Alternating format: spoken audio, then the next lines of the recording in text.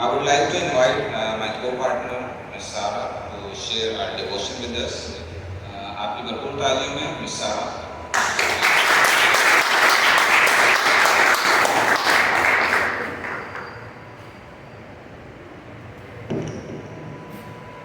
यीशु के अजीम बाबरकत और जलाली नाम में आप सबको फिर से एक बार सलाम करती हूँ। आए हम सब खुदावन के कलाम की ताज़ीम के लिए अपने कदमों पर खड़े होंगे और जिनके पास बाइबल मुक़द्दस है वो मेरे साथ ईसाया नबी का सहीफा उसका 59 बाब और उसकी पहली आयत निकालें।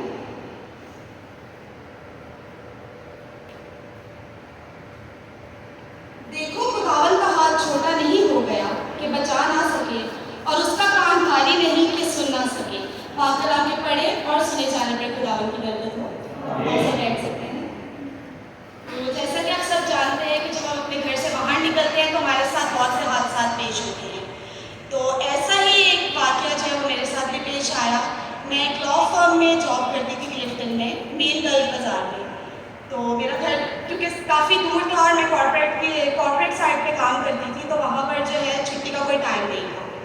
तो एक दिन हमारे ऑटो वाले भाई जो है वो आए नहीं थे और मेरे साथ एक और लड़की थी, वो मुस्लिम थी।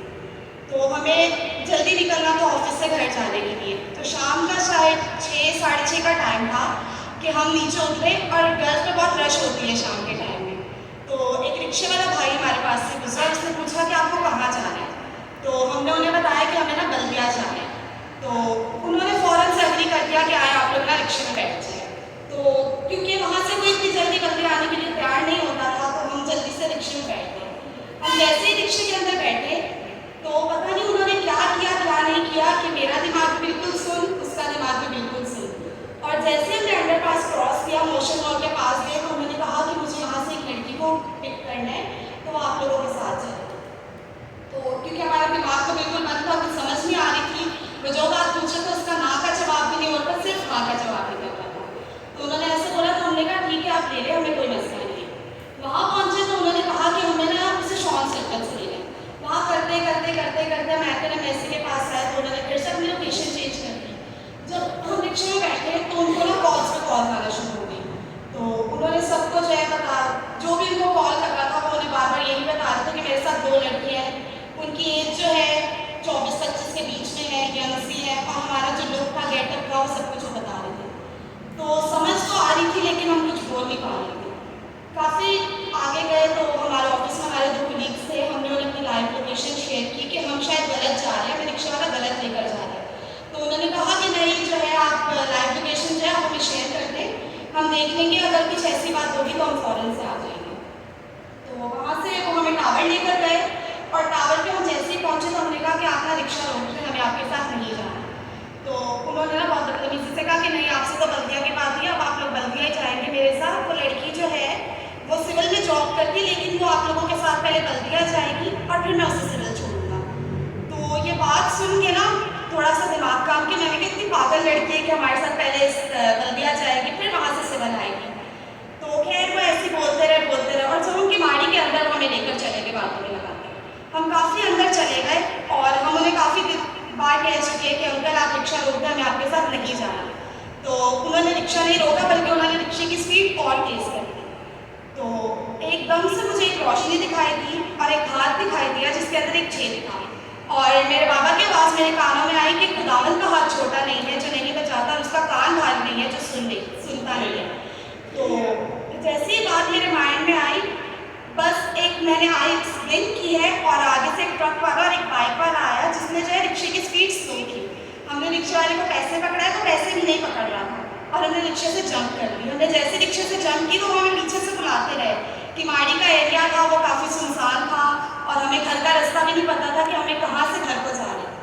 तो आगे भी बहुत लंबी हुई है कि मैं घर कैसे पहुँची कैसे नहीं, लेकिन टाइम की ड्यूरेशन के हिसाब से ये मेरी लाइफ की सबसे बड़ी गवाही थी कि आज अगर मैं उस रिक्शे से जब नहीं उतरती तो आज मैं कहाँ होती, कैसे होती। और ये खुदावन का फजल है और ये उसका वादा है कि वो हमारी आमदरत में हमारी मदद करता है। तो खुदावन इस गवाही की वसीला से आपको और मुझे बड़ी बरकत